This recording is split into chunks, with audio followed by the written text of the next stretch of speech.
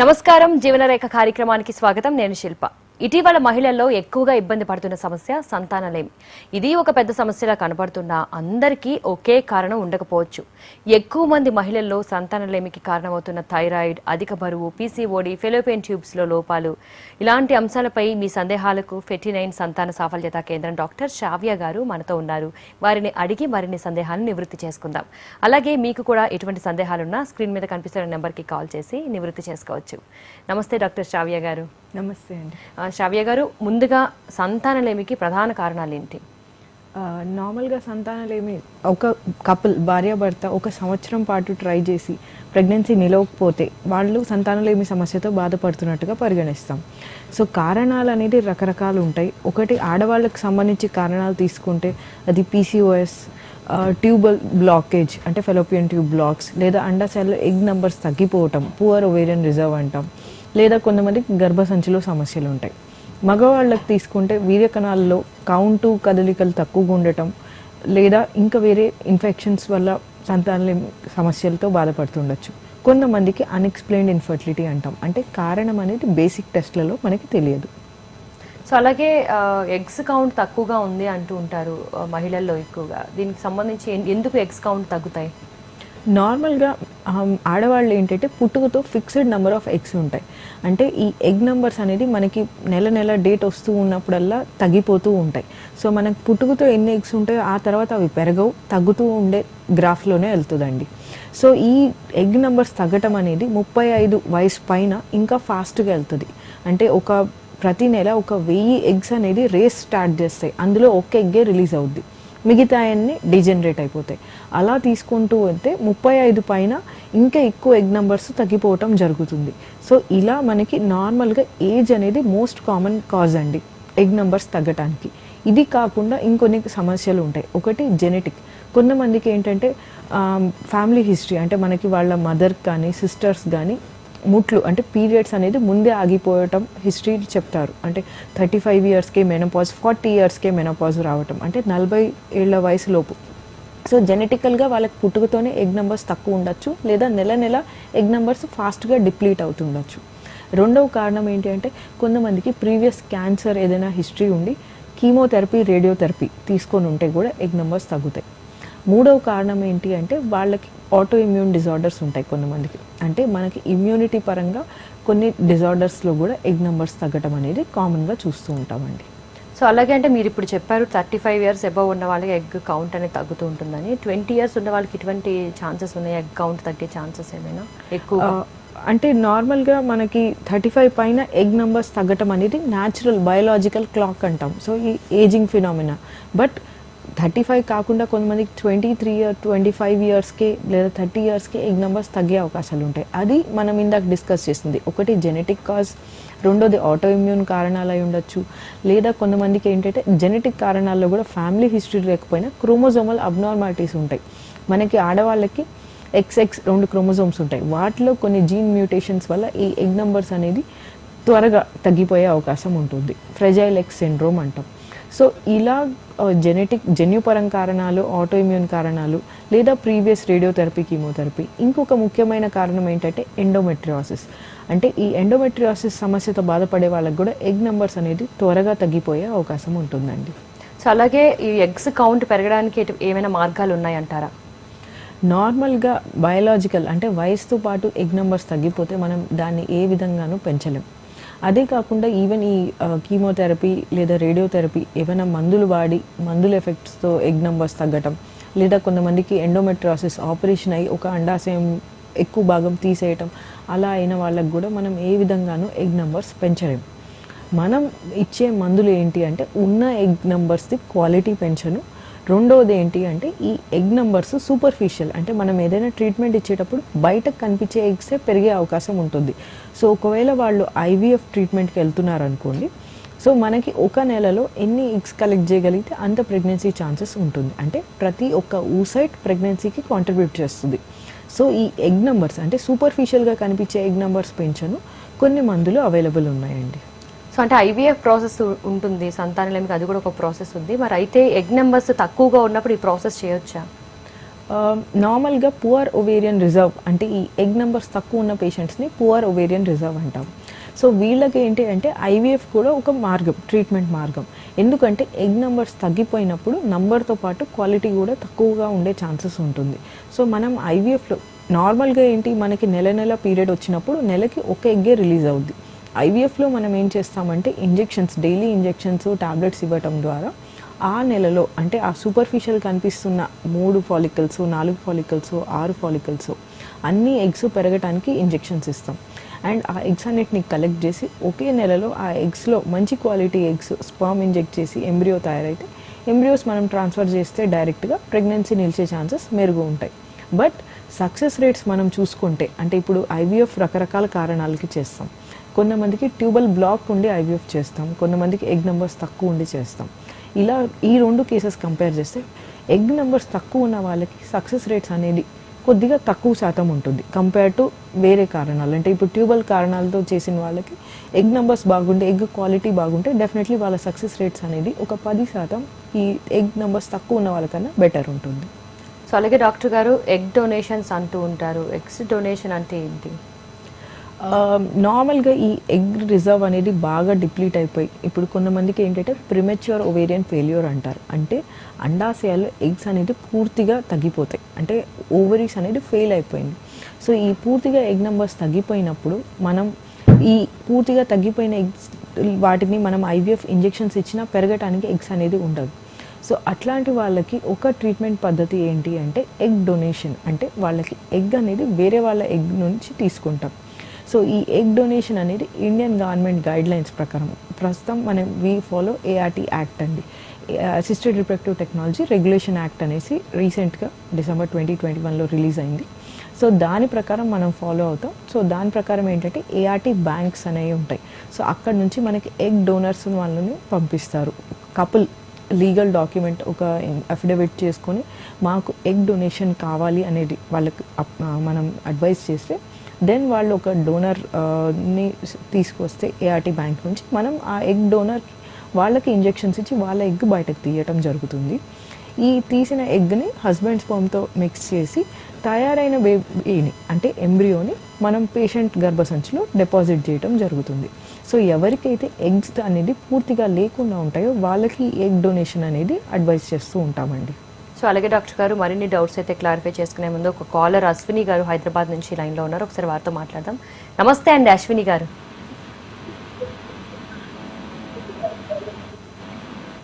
అశ్విని గారు, మీరు టీవీ చూస్తూ మాట్లాడద్దండి, లైన్ కట్ అయిపోతుంది. మీ ప్రాబ్లం ఏంటో చెప్పండి, డాక్టర్ గారు ఉన్నారు. అది నేను హాస్పిటల్ ఎంచుకున్నానండి. ఓకే. అయితే అందులో అంటే హస్బెండ్ అంతా నార్మల్ గా ఉంది, నాది కూడా అంతా నార్మల్ గా ఉంది. ఓకే. ఇప్పుడు 10 సర్కిల్స్ దాకా అయినా నార్మల్ గా. అయితే వాళ్ళు అన్నారు, డాక్టర్ భారతి మేడం అన్నారు ఐయుఐ కి వెళ్ళండి అమ్మా మీరు నెక్స్ట్ అని అన్నారు. ఓకే. మీకు మ్యారేజ్ ఎన్ని ఇయర్స్ అవుతుందిమా? జస్ట్ 2 years అండి. ఓకే. అండ్ నెల డేట్లు అన్ని కరెక్ట్గా టైంకే వస్తాయి? పీరియడ్స్ అన్ని రెగ్యులర్ గా ఉంటాయి. ఓకే. నార్మల్గా ఏంటంటే మీకు ఎగ్ నెంబర్స్ కరెక్ట్గా ఉండి స్కాన్లు అంతా బాగానే ఉండి డేట్లు నెల వస్తున్నాయి అండ్ మీ హస్బెండ్ వీర్యకణాలు బాగానే ఉన్నాయి సెమెన్ అనాలిసిస్లో, అంటే మనం ప్రెగ్నెన్సీ నిలవట్లేదు అంటే అన్ఎక్స్ప్లెయిన్డ్ ఇన్ఫర్టిలిటీ అంటాం. అంటే కారణం అనేది మనకి గ్రాస్ మ్యాక్రోస్కోపిక్ లెవెల్లో తెలియట్లేదు. సో అలా ఉన్నప్పుడు మనం ఫస్ట్ లైన్ ఆఫ్ ఆప్షన్ ఏమిస్తాము అంటే ఐయుఐ చెప్తారు. ఎందుకంటే గత 2 yearsగా మీకు రెగ్యులర్ సైకిల్స్ అంటే మీరు ప్రతి నెల న్యాచురల్గా ట్రై చేశారు, ఎగ్ రిలీజ్ అయింది బట్ ప్రెగ్నెన్సీ నిలవలేదు, కాబట్టి మనం ఐయుఐ చేస్తే సక్సెస్ రేట్ బెటర్ ఉంటుందని మీకు అడ్వైస్ చేసి ఉండొచ్చు అండి. సో అలాగే డాక్టర్ గారు, ఇందాక మనం చెప్పుకున్నాం, మీరు చెప్పారు ఇలా ఎగ్స్ డొనేషన్ గురించి. అయితే వేరే వాళ్ళ ఎగ్స్ ఇలా పెట్టడం వల్ల ఏదైనా ప్రాబ్లమ్స్ వచ్చే అవకాశం ఉందా? నార్మల్గా ఎగ్ డొనేషన్ వల్ల ప్రాబ్లం అంటూ మేజర్ ఏమీ ఉండదండి. ఎగ్ డొనేషన్ అనేది we are only taking out the oocyte sperm, అంటే ఎగ్గు వీర్యకణం కలిపి తయారైన బేబీని పెడుతున్నాం. సో మనకి చాలామందికి ఉండే అనుమానం ఏంటంటే వేరే వాళ్ళ ఎగ్తో మన బాడీలో ఏమైనా రిజెక్షన్ రియాక్షన్స్ లాంటివి ఏమైనా ఉంటాయా అనేది. సో స్టడీస్ అంటే నార్మల్ ప్రపంచం మొత్తంలో ఈ స్టడీస్ చేసిన ప్రకారం అసలు ఎగ్ డొనేషన్కి రిజెక్షన్స్ అట్లాంటివి ఏవి ఉండవు, అంటే మనకి మేజర్ ప్రాబ్లమ్స్ లాంటివి ఏవి ఉండవు. బట్ మనం చూసుకోవాల్సింది ఏంటంటే ఈ ఎగ్ డొనేషన్కి వెళ్ళే ముందు లీగాలిటీస్ అన్నీ కరెక్ట్గా ఉన్నాయా లేదా, అండ్ ఈ ట్రీట్మెంట్కి వెళ్తున్న పేషెంట్కి కూడా ఇంకా వేరే ప్రాబ్లమ్స్ ఏమైనా ఉన్నాయా లేదా అనేది. ఇప్పుడు నార్మల్గా ఏంటంటే వయసుతో పాటు ఎగ్ నెంబర్స్ తగ్గుతాయి. అలా వయసుతో ఎగ్ నెంబర్స్ తగ్గి let's say patient is somewhere 39 years 40 years వాళ్ళు ఎగ్ నెంబర్స్ తగ్గిపోయి ఎగ్ డొనేషన్కి వెళ్ళారనుకోండి, వాళ్ళకి ఎగ్ డొనేషన్ వల్ల ప్రాబ్లమ్స్ రాదు, బట్ ఎల్డర్లీ ఏజ్ అంటే లేట్ ఏజ్లో ప్రెగ్నెన్సీ వల్ల ప్రాబ్లమ్స్ రావచ్చు. బికాస్ లేట్ ఏజ్లో ప్రెగ్నెన్సీ ప్లాన్ చేస్తే అది వాళ్ళ ఓన్ ఎగ్ అయినా డోనర్ ఎగ్ అయినా వాళ్ళకి బీపీ, షుగర్, థైరాయిడ్ ఇవన్నీ ప్రెగ్నెన్సీలో ఉండే రిస్క్స్ ఉంటాయి. అండ్ సిజేరియన్ డెలివరీ అయ్యే రిస్క్ ఉంటుంది, నెలలు నిండకుండా డెలివరీ, ప్రీటర్మ్ డెలివరీ అయ్యే రిస్క్ ఇవన్నీ ఉంటాయి. సో ఎల్డర్లీ ఏజ్లో ప్రెగ్నెన్సీ అనేది కాంప్లికేషన్స్ ఉంటుంది. సో అది పేషెంట్ని జాగ్రత్తగా స్క్రీన్ చేసి ట్రీట్ చేయాల్సి ఉంటుంది. సో అలాగే డాక్టర్ గారు ఇంకొక కాలర్ ఉన్నారు మళ్ళీ సికింద్రాబాద్ నుంచి, ఒకసారి వారితో మాట్లాడే ప్రయత్నం చేద్దాం. నమస్కారం అండి మల్లి గారు. నమస్కారం. మీ డాక్టర్ గారు ఉన్నారు, మీ ప్రాబ్లం ఏంటో చెప్పండి. ఓకే చెప్పండి. హలో, నమస్తే మేడం. నమస్తే అమ్మా, చెప్పండి. మేడం, మ్యారేజ్ అయ్యి 9 years అవుతుంది, ఓకే కానీ ప్రెగ్నెన్సీ రాలేదు మేడం. ఓకే, ఎక్కడైనా చూయించుకున్నారమ్మా? ఏంటి మేడం? ఎక్కడైనా చూయించుకున్నారా ఈ 9 ఏళ్లలో? చూపించుకున్నాం మేడం. ప్రతిపల్ల అమ్మగారి ఇంటికి వచ్చి ఇద్దరికి నార్మల్ గా ఉంది, పర్లేదు కంగారు పడద్దు అన్నారు మేడం. ఓకే, కానీ పెళ్ళై 9 ఏళ్ళు అవుతుంది, మనకి ప్రెగ్నెన్సీ అందలేదు అంటే సమ్ ప్రాబ్లం ఉన్నట్టేమా. ఎందుకంటే మీది బేసిక్ టెస్ట్లలో ఏంటంటే చాలాసార్లు మీకు స్కాన్ చేసినప్పుడు ఏంటంటే ఉట్టి అండాశయాల సైజ్ చూస్తారు, బట్ దాంట్లో అండాశయాల్లో ఎగ్ నంబర్స్ ఎంత ఉన్నాయి అనేది చాలా ముఖ్యం. రెండవది గర్భసంచి పక్కన ట్యూబ్స్ ఓపెన్ ఉన్నాయా లేదా అనేది కూడా మీరు ఒకసారి టెస్ట్ చేయించుకోవాల్సి ఉంటుందండి. ఈ 2 టెస్టులు చేయించుకొని మీ హస్బెండ్ వీర్యకణాలు కూడా నార్మల్ ఉండి మీ వయసు చిన్న వయసు అయితే ఫస్ట్ IUI అడ్వైస్ చేస్తామమ్మా. బట్ ఒకవేళ మీ వయసు 35 ఆ రేంజ్కి రీచ్ అవుతుంది అంటే డెఫినెట్లీ ఫస్ట్ ఆప్షన్ అనేది IVF అడ్వైస్ చేస్తాం. ఎందుకంటే 9 ఏళ్లలో నెల డేట్ కరెక్ట్గా వచ్చి ప్రెగ్నెన్సీ నిలవలేదు అంటే ఐదర్ మీ ఎగ్ క్వాలిటీలో లోపం ఉండొచ్చు, లేదా ట్యూబ్స్ పనిచేసే తత్వంలో లోపం ఉండొచ్చు, లేదా వీర్యకణం ఫర్టిలైజ్ చేసే కెపాసిటీలో ప్రాబ్లం ఉండొచ్చు. సో ఇలాంటి ప్రాబ్లమ్స్కి మనకి IVFలో కొద్దిగా సమాధానం దొరుకుతుంది. సో అలాగే డాక్టర్ గారు ఎగ్స్ డొనేషన్కి సంబంధించి మనం మాట్లాడుకుంటున్నాం. అయితే ఎగ్ డోనర్ అనేది హెల్తీగా ఉంటారా అంటే డొనేషన్ చేసిన తర్వాత కూడా? ఎగ్ డోనర్కి నార్మల్గా ఏంటంటే they can donate eggs only once in a life time. అంటే వాళ్ళ జీవితకాలంలో ఒక్కసారి ఎగ్స్ అనేది డొనేట్ చేయగలుగుతారు.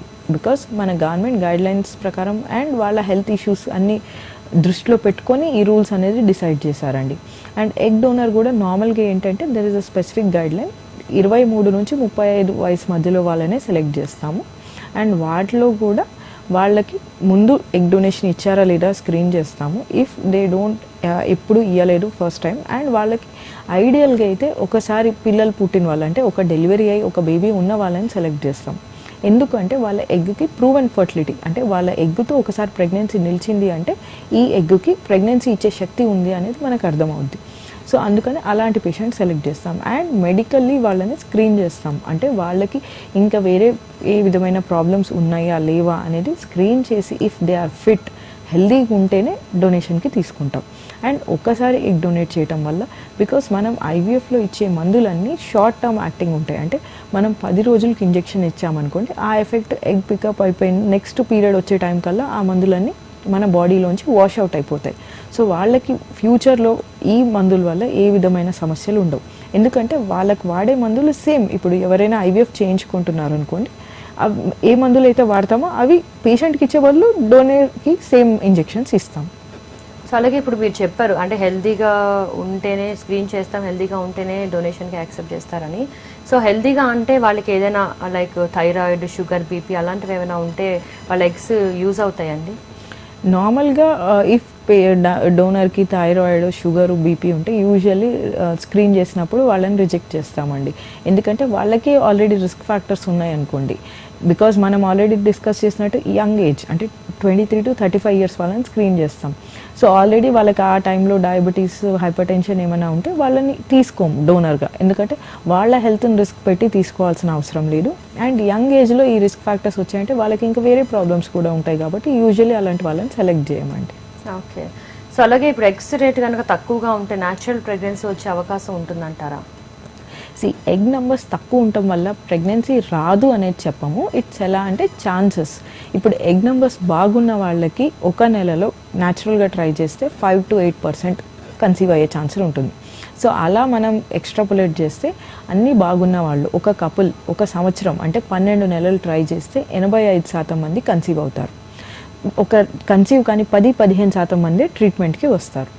అలాగే ఎగ్ నెంబర్స్ తక్కువ ఉన్న వాళ్ళకి ఏంటి అంటే ఒక నెలలో కన్సీవ్ అయ్యే ఛాన్స్ మేబీ అరౌండ్ 2 to 5% ఉంటుంది, 5 to 8 బదులు. సో ఛాన్సెస్ అనేది తక్కువ ఉంటుంది. బట్ వాళ్ళు న్యాచురల్గా కన్సీవ్ కారు అని కాదు. ఒక్కొక్కసారి చాలాసార్లు చూస్తాం పేషెంట్కి మనం ట్రీట్మెంట్ స్టార్ట్ చేద్దాం, ఈ నెల బాగాలేదు నెక్స్ట్ మంత్ వెళ్దాం అనుకుంటాం, బట్ ఆ టైంలో వాళ్ళు న్యాచురల్గా కూడా కన్సీవ్ అవ్వచ్చు. బట్ న్యాచురల్గా కన్సీవ్ అవ్వడానికి ఇంకొక ముఖ్యమైన రీజన్ ఏంటంటే ఏజ్ ఎక్కువ ఉండి ఎగ్ నెంబర్స్ తక్కువ ఉండే వాళ్ళకన్నా ఏజ్ తక్కువ ఉండి ఎగ్ నెంబర్స్ తక్కువ ఉన్న వాళ్ళు కన్సీవ్ అయ్యే ఛాన్సెస్ బాగుంటాయి. అంటే ఒకవేళ మీ ఎగ్ నెంబర్స్ తక్కువ ఉన్న ఏజ్ అనేది తక్కువ ఉంటే ఛాన్సెస్ అనేది న్యాచురల్గా కన్సీవ్ అవ్వడం బెటర్ ఉంటాయండి. సో అలాగే మీకు కూడా ఎటువంటి సందేహాలు ఉన్నా స్క్రీన్ మీద కనిపిస్తున్న నెంబర్కి కాల్ చేసి సందేహాన్ని నివృత్తి చేసుకోవచ్చు. సో అలాగే డాక్టర్ గారు ఐవీఎఫ్ అంటూ ఉంటారు కదా, ఐవీఎఫ్ అనేది అసలు ఏ స్టేజ్లో చేస్తారు ఆ ట్రీట్మెంట్? నార్మల్గా ఐవీఎఫ్ ట్రీట్మెంట్ అనేది ఇండివిజువల్ కపుల్ని బట్టి డిసిషన్ ఉంటుందండి. సో ఐవీఎఫ్ ఎవరికి చేస్తారు అంటే ఫస్ట్ ప్రథమంగా ట్యూబల్ బ్లాక్ ఉన్న వాళ్ళకి.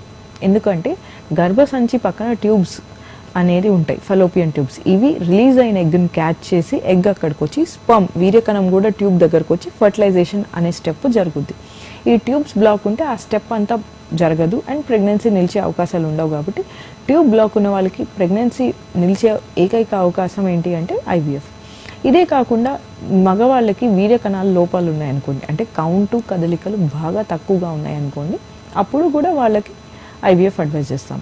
మూడవ కారణం ఏంటి అంటే కొంతమందికి ఏంటి అన్ఎక్స్ప్లెయిన్డ్ ఇన్ఫర్టిలిటీ, అంటే మనకు కారణం తెలియకుండా చాలా ఇయర్స్ అయింది అండ్ ప్రెగ్నెన్సీ నిలవట్లేదు అంటే అప్పుడు కూడా ఐవీఎఫ్ అడ్వైజ్ చేస్తాం.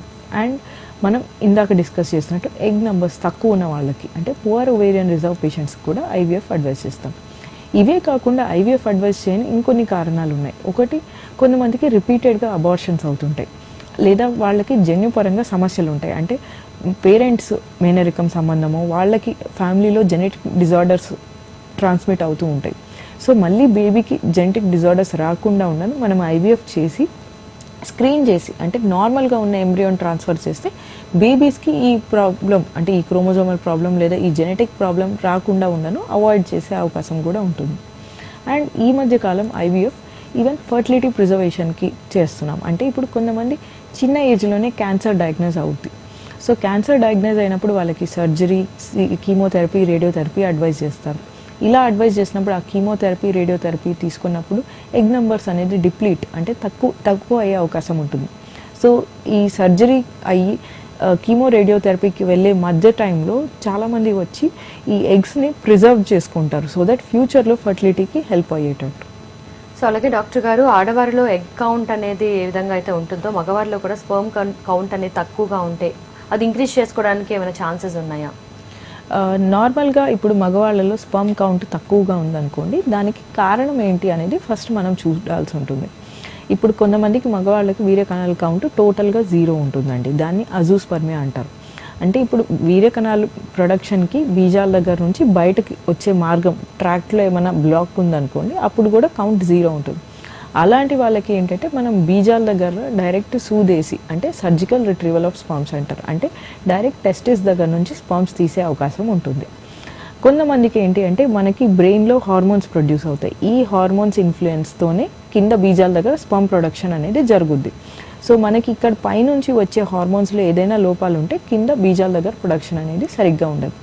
సో ఇలా ఉన్నప్పుడు కూడా మనం ఏంటి అంటే కొన్ని మందులు ఇస్తాం, హార్మోన్ ఇంజెక్షన్స్, కొన్ని టాబ్లెట్స్తో వాళ్ళకి వీర్యకణాల కౌంట్ పెరిగే అవకాశాలు ఉంటాయి. సో కారణం ఏంటి, ఎందుకు తక్కువ ఉంది అని మనం ఎవాల్యుయేట్ చేసుకొని దాన్ని బట్టి ట్రీట్మెంట్ ఆప్షన్స్ అనేది వాళ్ళకి ఉంటుందండి. సో అలాగే డాక్టర్ గారు, సో ఐవీఎఫ్ ట్రీట్మెంట్ గురించి మాట్లాడుకుంటే అసలు ఈ ట్రీట్మెంట్ అనేది ఎలా చేస్తారు?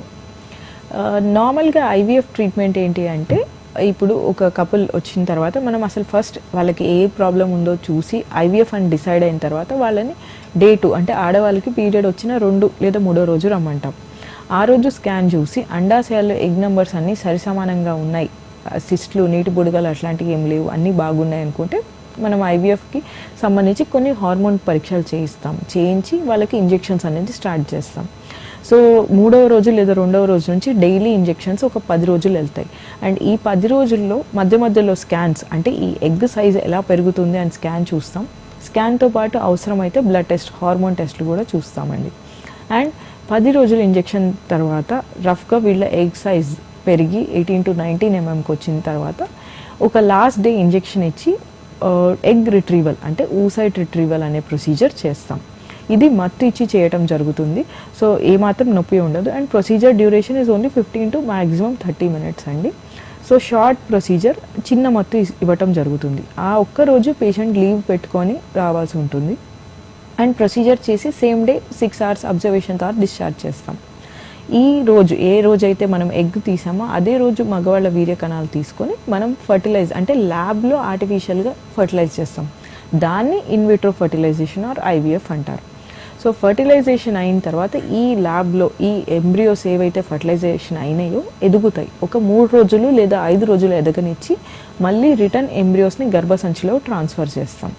సో ఐవీఎఫ్లో మనం డిస్కస్ చేసుకుంటే 3 స్టెప్స్ ఉంటాయి. ఒకటి కంట్రోల్డ్ ఓవేరియన్ స్టిమ్యులేషన్ అంటే అండాశయాల నుంచి ఎగ్స్ పెరగడానికి ఇంజెక్షన్స్ ఇవ్వటం, ఊసైట్ రిట్రీవల్ అండ్ ఇక్సీ అంటే ఐవీఎఫ్ చేసే ప్రొసీజర్ అంటే ఎగ్ తీసి స్పర్మ్స్ తీసి ఐవీఎఫ్ చేసే రోజు, అండ్ రిటర్న్ ఎంబ్రియో ట్రాన్స్ఫర్.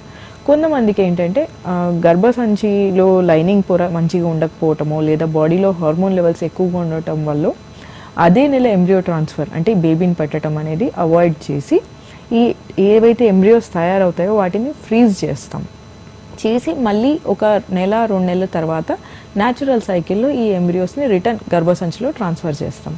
దీన్ని ఫ్రోజన్ ఎంబ్రియో ట్రాన్స్ఫర్ అంటారు. సో పేషెంట్ టు పేషెంట్ మనం అదే నెల పెట్టాలా, ఒక 2 నెలలు ఒక నెల గ్యాప్ ఇచ్చి పెట్టాలా అనేది డిసైడ్ చేయటం జరుగుతుందండి. సో అలాగే అంటే ఈ ప్రాసెస్ అంతా జరుగుతున్నప్పుడు హాస్పిటల్లోనే ఉండాలా, ఎటువంటి జాగ్రత్తలు తీసుకోవాలి ఈవెన్ ఫుడ్ విషయంలో కానీ? నార్మల్గా ఐవీఎఫ్ ప్రొసీజర్ టైంలో ఈ 15 రోజులు ఏదైతే ఇంజెక్షన్స్ ఉంటాయో అవి హాస్పిటల్లో ఉండాల్సిన అవసరం లేదండి. ఓన్లీ ఇంజెక్షన్కి హాస్పిటల్కి రావాల్సి ఉంటుంది. సో వాళ్ళ పేషెంట్ ఆఫీస్ టైమ్స్ ఆర్ వాళ్ళ కన్వీనియంట్ టైంలో మనం అడ్జస్ట్ చేయడం జరుగుతుందండి. ఓన్లీ ప్రొసీజర్ డ్యూరేషన్ 2 రోజులు, ఏ రోజైతే ఎగ్ తీస్తామో ఊసైట్ రిట్రీవల్ అండ్ ఏ రోజైతే ఎంబ్రియో ట్రాన్స్ఫర్ చేస్తామో ఆ 2 రోజులు హాస్పిటల్లో మార్నింగ్ వచ్చి ప్రొసీజర్ చేయించుకొని వెళ్ళిపోవచ్చు. బట్ ఓవర్ నైట్ అడ్మిషన్ ఏ రోజు ఉండదండి. అండ్ జాగ్రత్తల వరకు వస్తే healthy diet and lots of water. So healthy diet అంటే ఫ్రెష్ ఫ్రూట్స్, వెజిటబుల్స్ తీసుకోవచ్చు. Processed foods, refined foods avoid చేయమని చెప్తామండి. And lots of water, at least రోజు 3 to 4 liters వాటర్ తీసుకోవాల్సి ఉంటుంది. అండ్ ఎక్సర్సైజ్, చాలామందికి ఒక అపోహ ఉంటుంది ఐవీఎఫ్ తీసుకుంటున్నాము సో రెస్ట్లో ఉండాలని. ఈ ట్రీట్మెంట్ పద్ధతిలో ఏ టైంలో కూడా మేము రెస్ట్ అనేది అడ్వైస్ చేయమండి.